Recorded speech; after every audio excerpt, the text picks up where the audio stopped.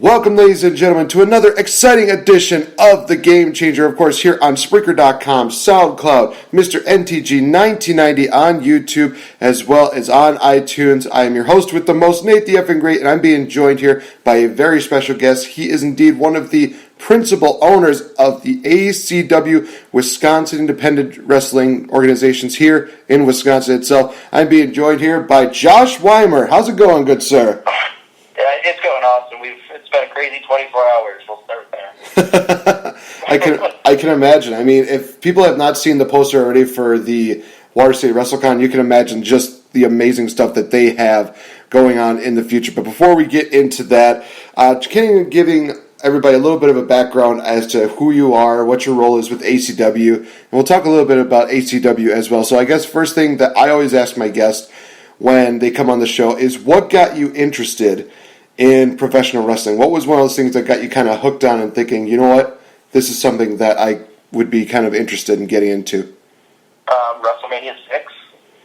That's the first wrestling memory that I have. I was a fan before that. I had all the wrestling buddies in the Hulk Hogan shirts, and I was a fan before that. But my first memory is WrestleMania 6, and I always thought it would be so cool to be a wrestler. My body didn't grow like that. I'm 5'6". It just wasn't going to happen. It hurts. I trained for about a month and realized that it's not for me. But that doesn't mean you can't be involved other ways. I've known Dylan Swago for 12 years. Wow. 2003 is when we met, right? Oh, so that'd be 16 years. Oh, my God. Right? Is that my math right on that? Jesus. All right.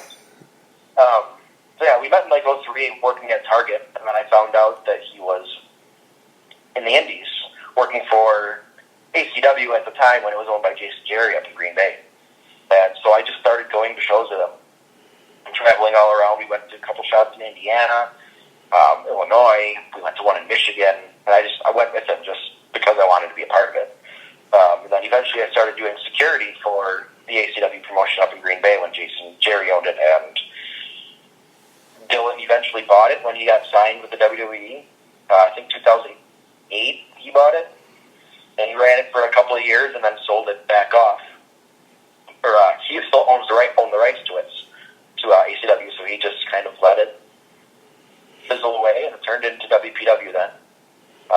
And then he got bored when he was sitting at home with WWE. Said, "Hey man, you want to run a couple shows?" I said no. I wasn't ready for it, but we started, and ACW as it is now took off. We ran Timbuktu 4 years ago, our first show, and we had just under 100 people there, and it's since grown. We outgrew Timbuktu burned down before our second show, and we had to go to what was Washington Hall, and they lost their liquor license the week of our show, our second show. And then we went to the Elks Club, and that became our home for about a year. Our first year anniversary, we moved to the Masonic Center. We've been there ever since, and that's our home now. We love it there. We've packed the place numerous times to the point where there's no seats, it's standing room only. But that's basically how I got into the wrestling business. WrestleMania 6 made me a fan. I've been a fan my whole life. I've just been very blessed in having friends that are involved. That's how it rolls. Sometimes you just get lucky. Yeah, definitely. And I know that a lot of times when you guys start off with just having less than 100 fans, sometimes that can, give a little bit of a quick blow to the ego, basically stating, should we continue doing this? Should we just give up on this? But obviously you had the right mindset when you guys persevered, because now you guys are probably one of the most talked about wrestling promotions in all of Wisconsin, actually. Yeah, it makes us feel so good when we hear that. Like, it didn't start out that way, like you said. I mean, 100 people is nothing.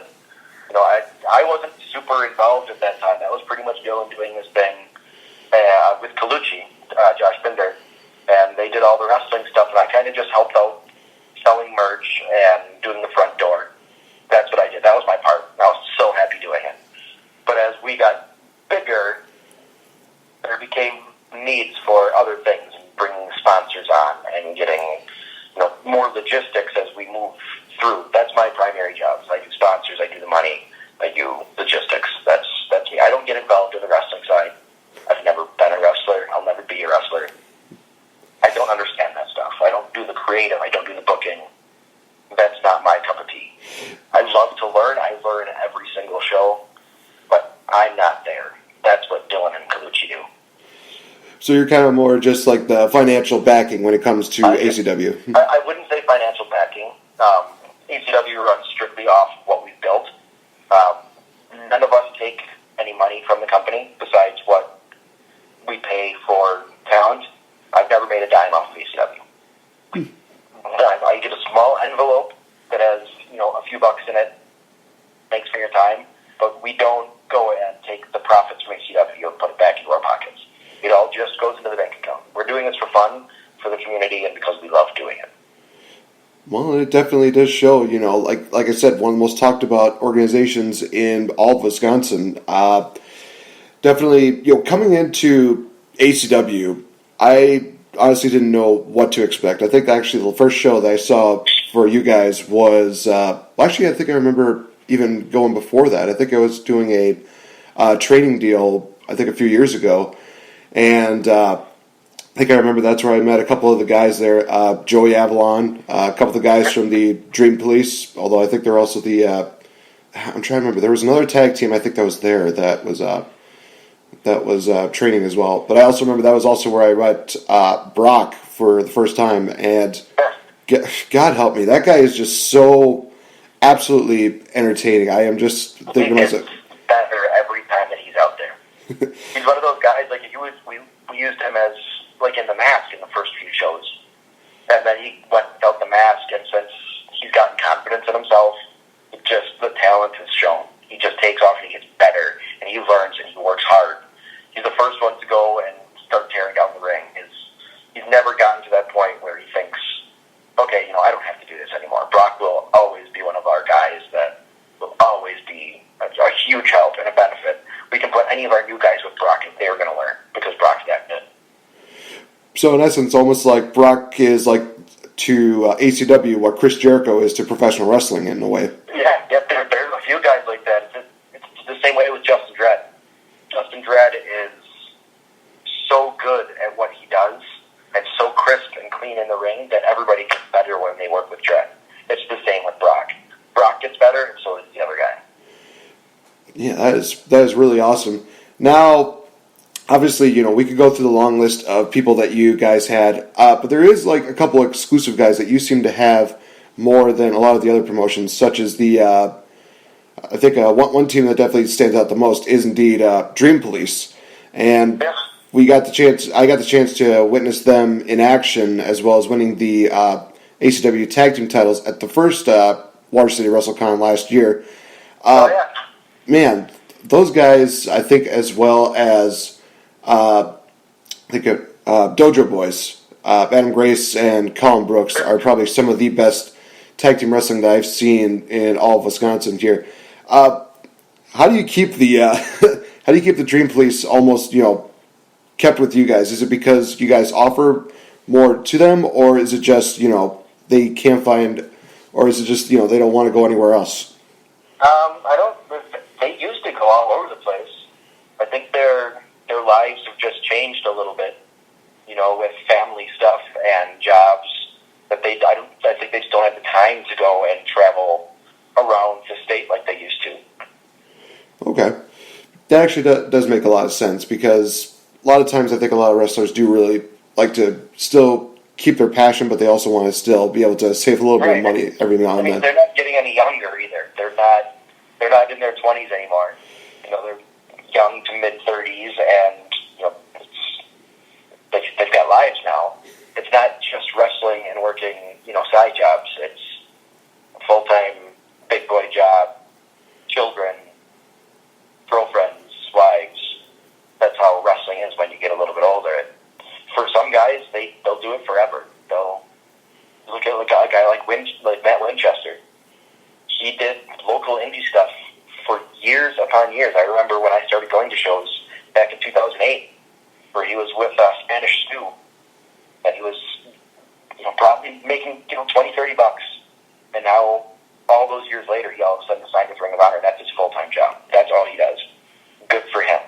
Some guys it works, some guys get really lucky, some guys just, eventually you got to move on and realize that you're never going to get any farther than, hey, this is the Indies, this is what I do, this is my job, this is my family, this is my life. Some guys it works, some guys it just doesn't. Yeah, I kind of wish that there were some wrestlers in wrestling today that would actually take that kind of hint, where it's just like, you're not that in your prime anymore. You're kind of at the point of where you need to think about your health, think about your family before going into this. I get it. You're passionate. I respect that. But at the same time, I think a lot of people would not like to see you just, be carried out on a gurney. Absolutely. It's just amazing how some of these people think that way. But speaking of lucky, you've had the chance to probably witness more ACW matches than a lot of the other people that you probably met. What has probably been some of your favorite ACW memories, match-wise? The feud that we built with Joey Avalon and Sadist was so good. They put on so many 5-star matches. There was a random no DQ match that we did with Joey Avalon and Chase McCoy that blew my mind. I think this was going to be a recurring theme. Joey Avalon and Kurt Hawkins, when we had Brian Myers in for our first anniversary show, was just it was absolutely unreal. What they did in the ring. Cripes. We did a few ladder matches and TLC matches that you stand there and you can't take your eyes off the ring because you're going to miss something.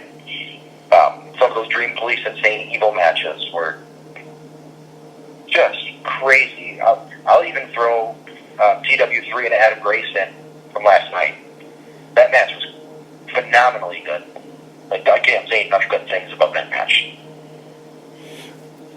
Yeah, I know from experience seeing TW3, he is definitely one of the best high flyers in Wisconsin today.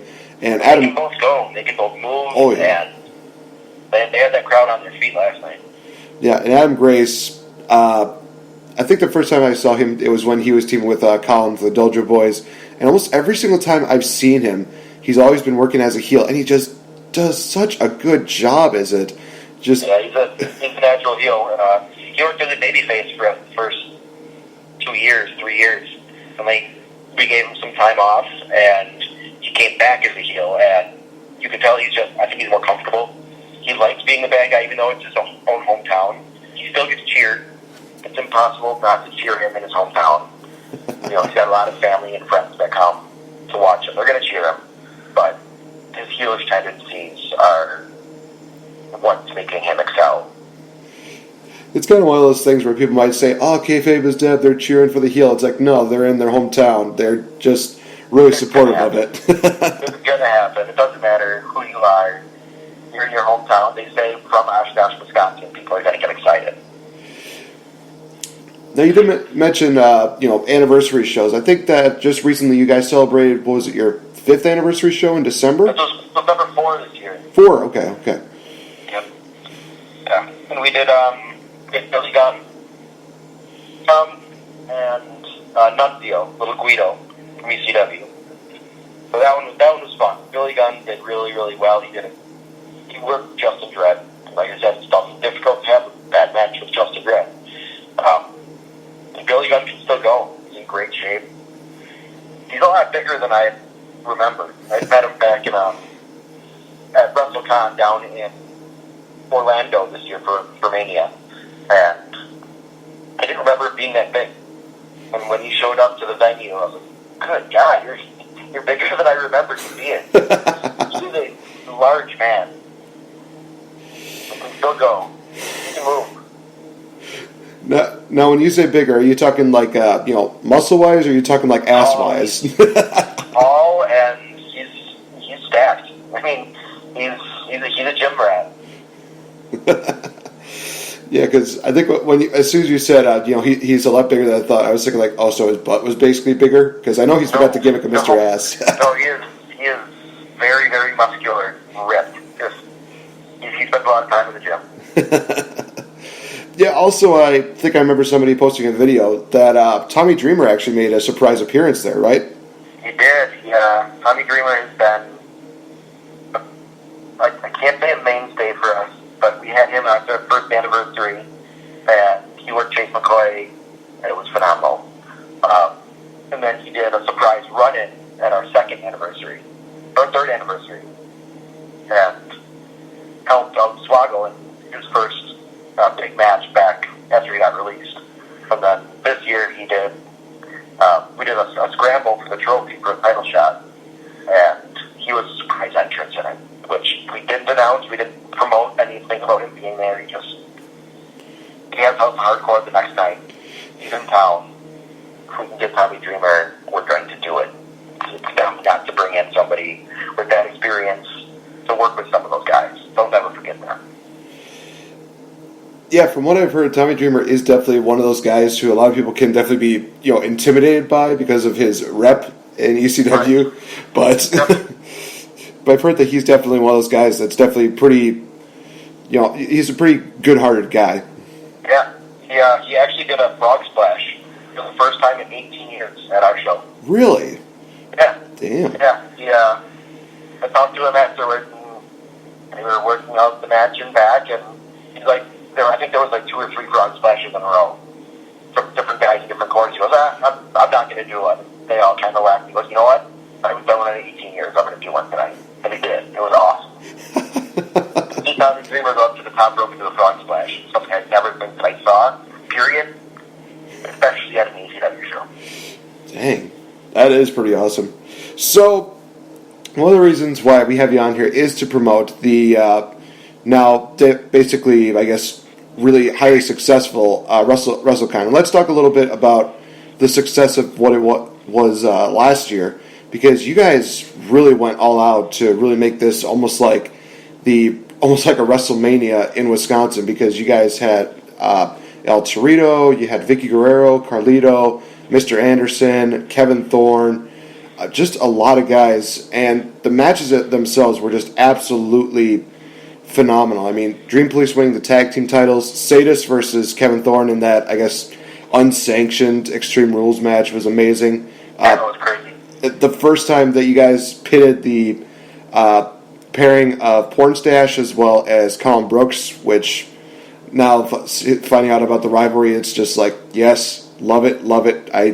I want these guys to fight forever like Kevin Owens and Sami Zayn. Yeah, it's good. It's real good. And, of course, the main event, Anderson defeating Joey Avalon for the ACW Heavyweight Championship. Just talk us through, how the night was for you guys as an ACW crew, because obviously, you put a lot on the line, and it seemed like you definitely drew a lot of people in. Yeah, it was a huge risk for us doing it. Dylan asked if I wanted to come out to the Legends convention out in Philadelphia back in September 2 years ago, and just see what it was all about. I'm like, yeah, absolutely. So I actually flew to New York and did a House of Hardcore show there with him, and then we stayed at Brian Meyer's house and drove from Long Island to Philly the next day.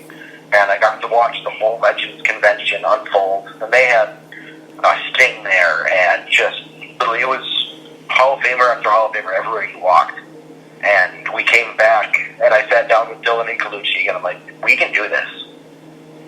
I think we can do this on a smaller level, tone it down a little bit, but I think that we can do it. We just got to find a venue, and we have to find out who we want. And from there, the planning started. And 2-3 months later, we had a venue. We knew who we were bringing in, and we had just started reaching out to people. And obviously, when you headline it with Bret Hart, that's a big starting point. He hadn't been to Wisconsin since 1992, so nobody had seen him. We're drawing people. We had somebody come up from South Dakota to meet Bret Hart. Wow. Drove from South Dakota to Wisconsin, Wisconsin, just for the meet and greet for Bret Hart. Like, that's big. And that shows how ACW's name is reaching out to people.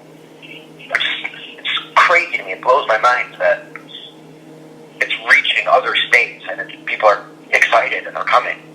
But yeah, it was a huge risk, man. Like, put a lot of money on the line. We didn't lose money. That's the important part. We drew a lot more fans who have continued to come to shows, who keep in touch because they knew that another one was coming up. We've reached over 40,000 fans in the last 3 days with our posts. With people sharing them and commenting and liking them. Like, we've reached 40,000 people.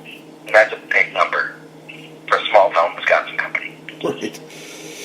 Wow, that is very successful. And it all is it mainly due to the WrestleCon, or is it mainly due to that you guys are trying to be different from everybody else? A little bit of both. I think the anniversary show in December helps because we always have a name or two there, and then come January we start our build to WrestleCon. And then obviously WrestleCon is what it is. The Watercity WrestleCon is a large event, like you said. It's a WrestleMania for Wisconsin wrestling. You know, Brew City, they do their big anniversary show, and they always have a ton of names. There's that Zello Pro that's going to be in Milwaukee for our convention. Like, they've got Austin Aries coming and a bunch of TNA people. So there's a lot of names around in that time frame. But Watercity WrestleCon stands out because of how many there are and who they are. We're talking WWE Hall of Famers, people that are going to be on the 25th anniversary, ECW legends. Like, we hit all different genres and eras of wrestling. And that was our main goal. Yeah, and again, you guys definitely hit it. So, obviously, coming up on the second annual Watercity WrestleCon, you guys have a venue, and you also seem to have everybody that you need for that show. So, why don't you give us a little more details on what people can expect at this second annual Watercity WrestleCon? So, we knew after last year that we didn't have enough space at the expo center that we were at. We had sat out about 900 chairs, and people didn't have a place to sit. They had waited in line for 3 hours to meet Bret Hart, and then they didn't have a place to sit once the show started. So we knew we had to change some things. We made those changes this year, and we lucked out. The Milwaukee Bucks D-League team started, and Oshkosh got the bid. So there's a Milwaukee Bucks D-League team here in Oshkosh. They needed a brand new arena. So they built a 4,200-seat arena. And they just basically posted on Facebook and said, hey, what do you want to see at this arena besides basketball? Okay. We told our fans, hey, go tell them that you want ECW. And our fans bombarded them with comments. And they didn't just say they wanted wrestling there, they wanted ECW, which was so cool. They actually reached out to us and said, hey, we know that you have this big wrestling convention that you do. Would you be interested in coming here? Yes, we would. I mean, we're talking a 4,200-seat arena. Ring of Honor's not doing that. TNA isn't doing that. ECW is doing a 4,200-seat arena for a wrestling convention. That blows my mind. Absolutely crazy. But as the actual event comes, doors are going to open at 4:30, and we'll have all of our big names and ACW talent come out at 5 o'clock and meet and greet. If you want to meet anybody on the card, they'll be out there. You can get your photos, get your autographs. That'll go for 2 hours. We'll have vendors there selling all sorts of stuff from beard oil to, we'll be giving away, we have a couple radio stations there that are going to be giving away movie tickets for a year, or they're going to be giving away grocery shopping gift cards. Like, there's going to be stuff all over the place for you to do for these 2 hours before the show.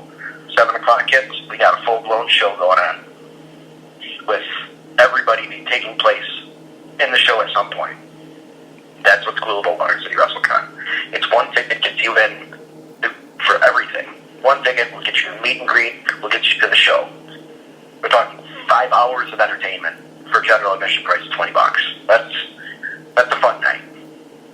Yeah, that's like the it's almost like the price of watching WrestleMania. Only, only it's like WrestleMania Access and WrestleMania all cooped up into one deal.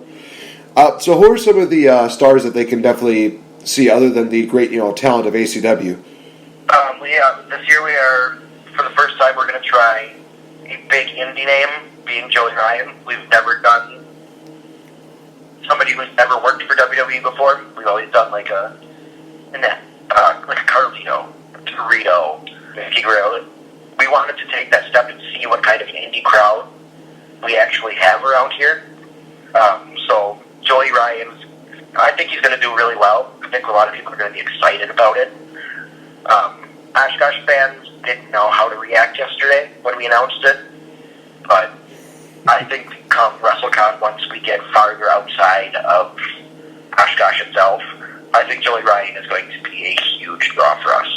Surprisingly, to me it's surprising, to Dylan it's surprising, but I think he's going to do really, really well for us. And then Hurricane Helms had to cancel on us last year because he was doing TNA Creative. So we announced him last year. He took the booking and then had to cancel a few weeks before the show because he had to run TNA, and they were doing TV tapings. So that's where we actually replaced him with Carlito. So we're going to bring Hurricane in this year. He's promised that he's going to make it. He felt so bad last year, but he's promised that he'll be there this year. MVP, he actually just got announced for the Raw 25th anniversary, which is pretty cool. So MVP will be there in action. Sandman is coming. So we're reaching out to the ECW crowd and having Sandman come. Hall of Famer Sunny. She hasn't been around Wisconsin for years. That'll be fun. Ryback was the one that we announced back in December at our anniversary show. So Ryback's going to be wrestling. We have Scott Steiner. Steiner's going to be wrestling. And then we have the $1 Million Man. And that will round it out. That's a lot of names coming and a lot of chances to meet people that you've never gotten a chance to meet because they don't come around Wisconsin very often. Yeah, no, I agree. I can't remember the last time I've heard, $1 Million Man or Scott Steiner, or even as you mentioned, Sonny, advertised for a show in Wisconsin. The only time I think I've seen Ryback in Wisconsin was when he was doing WWE, and that was about it. Yeah, he was on the Blizzard Brawl show, I think, last year, but he didn't wrestle. So, to get Ryback in action, and actually he's in our main event. Sadist challenged him last night. So the main event of that night is going to be Sadist against Ryback. Oh boy, that just gave me major goosebumps right there. That's so cool for Sadist. I mean, he's probably the most in shape, muscular wrestler that we have in this state, and now we're going to have him go against Ryback. And we're giving him a challenge, something that's bigger than him. So he's excited.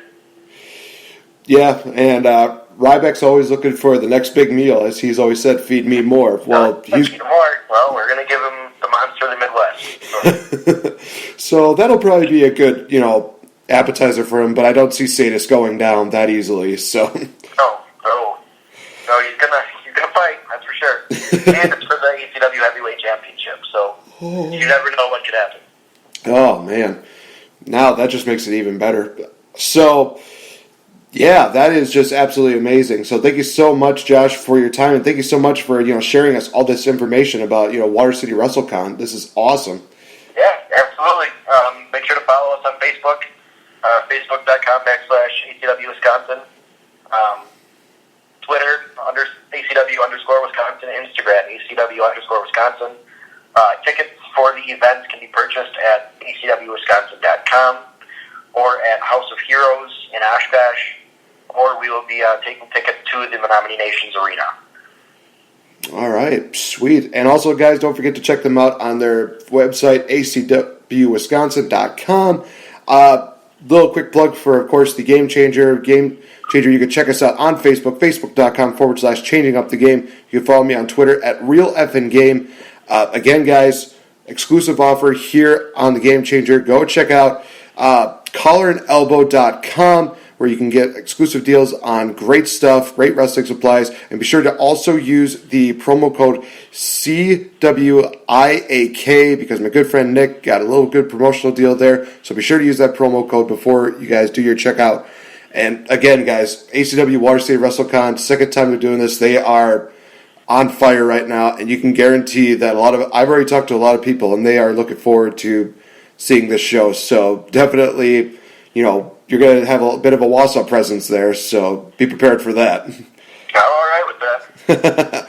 So thank you again, Mr. Josh, for your time, and thank you again for just informing us a little bit more about ACW Wisconsin as well as Watercity WrestleCon, guys. So for Mr. Josh, I've been Nate the Effing Great. Thank you so much. And ACW is taking the world by storm once again with Watercity WrestleCon. So thank you guys so much. Have a good day. Adios.